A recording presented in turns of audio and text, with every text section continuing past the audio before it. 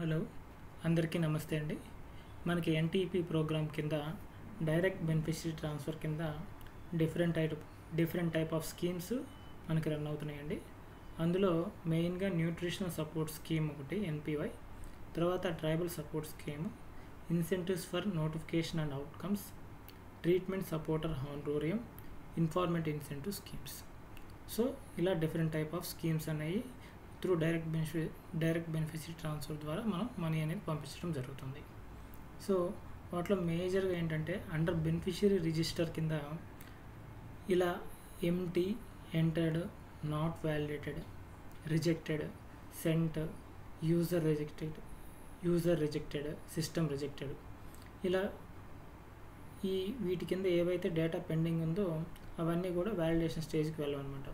Once మనకి అది validation స్టేజ్కి వెళ్తేనే మనకి మేకర్ నుంచి చక్కర్ నుంచి పిఎఫ్ఎంఎస్కి డేటా అనేది పుష్ అవుతుంది.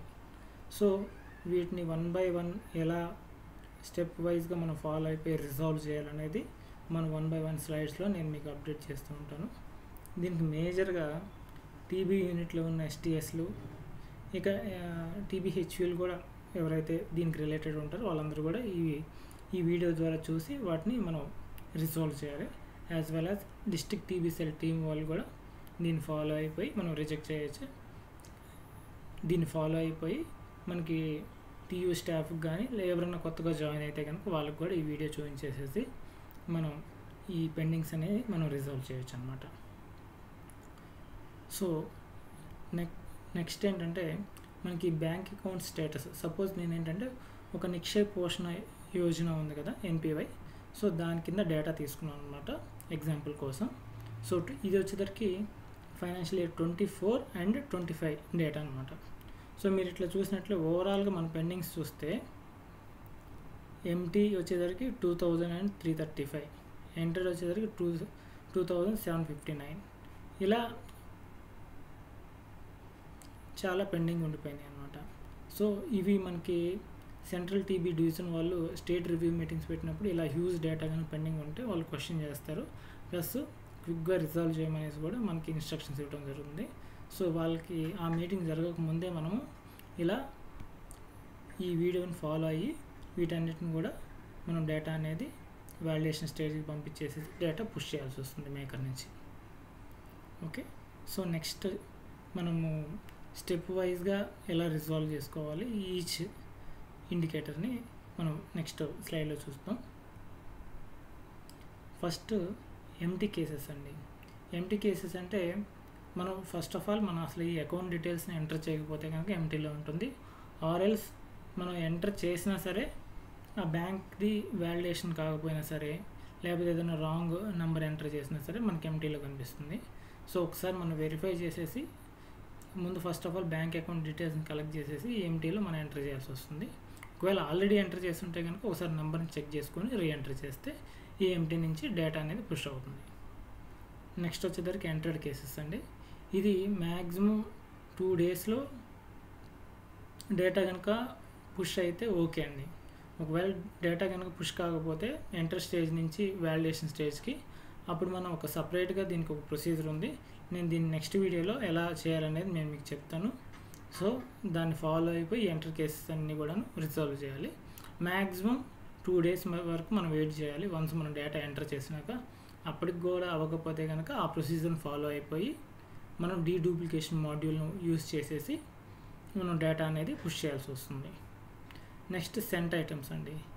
ఇది district TB cell, state TB cell వాళ్ళు కంబైన్గా దీని మీద డేటా మీద వర్క్ చేస్తాము. ఆల్రెడీ దీనికి రిలేటెడ్గా సెంట్ రిలేటెడ్గా బెనిఫిషరీ అండ్ బెనిఫిట్ కింద మనం ఆల్రెడీ వీడియోస్ చేసాము. సో మీకు ఎవరైనా దీనికి డౌట్ ఉంటే కనుక ఆ వీడియోస్ని ఒకసారి రిఫర్ చేయండి. నెక్స్ట్ నాట్ వ్యాలిడేటెడ్ అండి. సో ఇది మేజర్గా ఏమవుతుందంటే మీరు చూస్తే నిక్షే లాజిక్ ఏంటంటే bank account is not valid.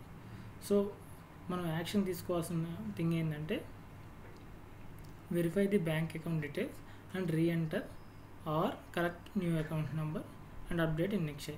So మనం ఏవైతే bank account number details enter చేసామో అవి ఒకసారి వెరిఫై చేసుకోవాలి.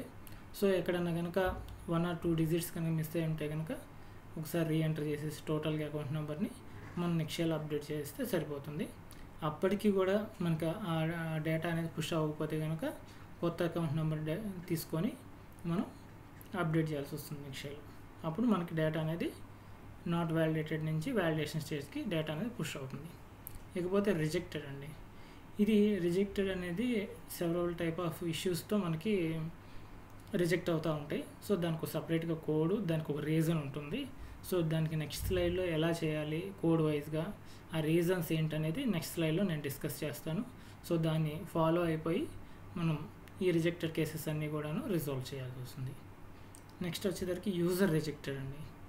యూజర్ రిజెక్టెడ్ ఏంటంటే అనాథరైజ్డ్ కేసెస్ కానీ, డూప్లికేట్ కేసెస్ కానీ, ఇంకా వేరే అంటే అనాథరైజ్డ్ కేసెస్ అని చెప్పుకున్నాం కదా. సో అలాంటి కేసెస్ కనుక మేకర్ నుంచి చక్కర్కి వచ్చినప్పుడు డిటిఓ గారు అది వెరిఫై చేసి, డిటిసి టీమ్ ఆర్ డిటిఓ గారు వెరిఫై చేసేసి అక్కడి నుంచి రిజెక్ట్ చేస్తారు. సో టీయూ వాళ్ళు దీని మీద ఏం యాక్షన్ తీసుకోవాల్సిన పని లేదు. నెక్స్ట్ వచ్చేదానికి సిస్టమ్ రిజెక్టెడ్ కేసెస్ అండి. సిస్టమ్ రిజెక్టెడ్ కేసెస్ బేసిక్గా ఏంటంటే కొన్ని టెక్నికల్ ఇష్యూ వల్ల, మ్యాక్సిమం టెక్నికల్ ఇష్యూ వల్ల మాత్రమే ఈ సిస్టమ్ రిజెక్టెడ్ కేసెస్ వస్తాయి. సో సింపుల్గా మనం ఏంటంటే మనం అకౌంట్ నెంబర్ని టైప్ చేశాక లాస్ట్లో 0 యాడ్ చేయండి, తర్వాత సేవ్ చేయండి. సేవ్ చేసేసాక మళ్ళీ సేమ్ ఆ అకౌంట్ నెంబర్ లాస్ట్లో 0ని రిమూవ్ చేసేసి సేవ్ చేయండి. సో సిస్టమ్ రిజెక్టెడ్ కేసెస్ అన్నీ కూడాను మనకి వ్యాలిడేషన్ స్టేజ్కి వెళ్ళిపోతాయి. సో ఫైనల్ స్టెప్ ఏంటంటే మనకి వ్యాలిడేషన్ స్టేజ్కి వెళ్ళిపోతే కనుక డేటా ఆ వ్యాలిడేషన్ స్టేజ్కి వెళ్ళిపోతే అప్పుడు మేకర్ ఎవరైతే ఉన్నారో వాళ్ళు డేటాను పుష్ చేయడానికి ఛాన్స్ వస్తుంది. సో ఆ డేటా మొత్తాన్ని మేకర్ నుంచి చక్కర్ అప్రూవ్ చేసినాక PFMSDA లాగిన్కి అనేది డేటా వెళ్తుంది. అక్కడ నుంచి బ్యాంక్ వెళ్ళేసి పేమెంట్ అనేది కన్సర్న్ వాళ్ళకి పేమెంట్ అయిపోతుంది అన్నమాట. సో ఇప్పుడు రిజెక్టెడ్ కేసెస్ కోడ్ వైజ్గా ఎంత డేటా పెండింగ్ ఉంది, దాన్ని ఎలా రిజాల్వ్ చేయాలనేది నెక్స్ట్ స్లైడ్లో మీకు అప్డేట్ ఇస్తాను. ఇదండి. సో ఇక్కడ ఇది కోడ్ వైజ్గా అనమాట. సో ఈ కోడ్ వైజ్ అనేది మనకి బెనిఫిషియరీ రిజిస్టర్లో మీకు షేర్ చేసినప్పుడు కూడా మేము చాలాసార్లు ఇది షేర్ చేయడం జరిగింది. సో ఇది కోడ్ వైజ్గా మీకు పంపిస్తాము. సో ఈ కోడ్ వైజ్గా మీరు అవసరమైతే ఆ బెనిఫిషియరీ రిజిస్టర్లో కూడా మీకు డౌన్లోడ్ అవుతుంది, డిస్ట్రిక్ట్ TBCL టీమ్ వాళ్ళకి అండ్ TU వాళ్ళకి కూడా. సో దాన్ని బేస్ చేసుకొని కూడా మీరు రిజాల్వ్ చేయొచ్చు. ఆర్ఎల్స్ మేము స్టేట్ నుంచి కూడా మేము పంపిస్తూనే ఉన్నాము ఇలా. సో ఫస్ట్ వచ్చేసరికి మేజర్గా ఈ CBE 0030 అండి. చాలా హ్యూజ్ కేసెస్ రిజెక్ట్ అవుతుంది. ఈ ఏరియా ఏంటంటే చూస్తే 1181 కేసెస్ ఇక్కడ రిజెక్ట్ అయినాయి అనమాట. నెక్స్ట్ వచ్చేసరికి CBE 0008 158 కేసెస్ ఉన్నాయి. నెక్స్ట్ వచ్చేసరికి CBE 0032 96 కేసెస్ ఉన్నాయి. ఓవరాల్గా 1461 కేసెస్ ఉన్నాయి. ఇది రిజెక్టెడ్లో చాలా హైయెస్ట్ నెంబర్ అనమాట. సో వీటిని కూడా మనం స్టెప్ బై స్టెప్ ఎలా రిజాల్వ్ చేయాలనేది నెక్స్ట్ స్లైడ్లో మీకు అప్డేట్ చేస్తాను. జస్ట్ కోడ్ వైజ్గా ఎంత రిజెక్షన్ ఉందనేది ఒక నిక్షేప పోషణ యోజన ప్రోగ్రామ్ కింద ఉన్న రిజెక్టెడ్ కేసెస్ నేను తీసుకున్నాను. సేమ్ ఇదే ఫార్ములా అన్ని స్కీమ్స్కి ఇదే ప్రొసీజర్ అనమాట. ఓకే.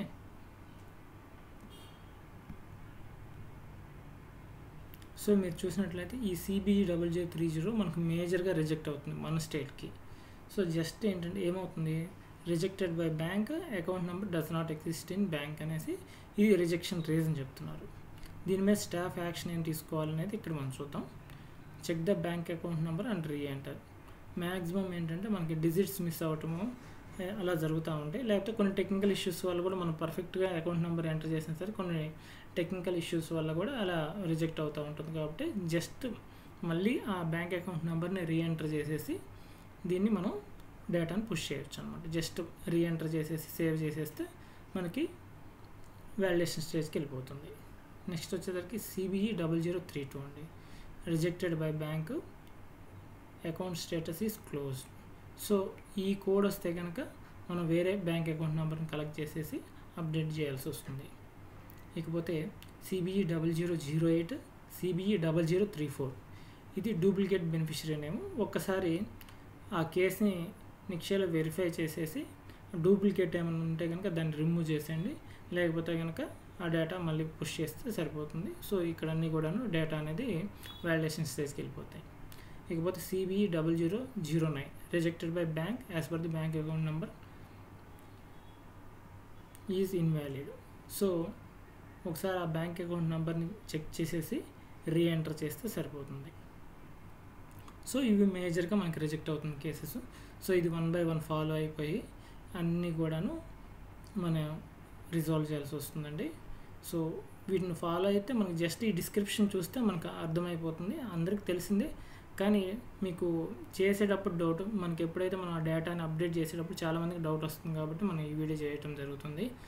మేజర్గా ఏంటంటే ఆ బ్యాంక్ అకౌంట్ నెంబర్ని రీఎంటర్ చేసేస్తేనే మ్యాక్సిమం కేసెస్ అనేది రిజాల్వ్ అవుతున్నాయి మీరు గమనించినట్లయితే. సో మేజర్గా అయితే కనుక ఈ CBE 0030లోనే ఎక్కువ రిజెక్టెడ్ అవుతున్నాయి కాబట్టి జస్ట్ అకౌంట్ నెంబర్ని మళ్ళీ రీఎంటర్ చేసేసి సేవ్ చేయండి.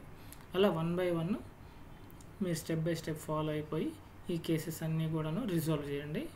సో దీనికి రిలేటెడ్గా ఇంకా ఫర్దర్ ఇన్ఫర్మేషన్ ఏదైనా కావాలంటే కనుక మీరు కామెంట్ బాక్స్లో నాకు అప్డేట్ ఇవ్వండి. డైరెక్ట్ బెనిఫిషరీ ట్రాన్స్ఫర్ రిలేటెడ్గా ఎటువంటి ఫర్దర్ వీడియోస్ చేస్తే బాగుంటుంది అనేది కూడా మీరు ఫీడ్బ్యాక్ లాగా నాకు కామెంట్ బాక్స్లో తెలియజేయండి.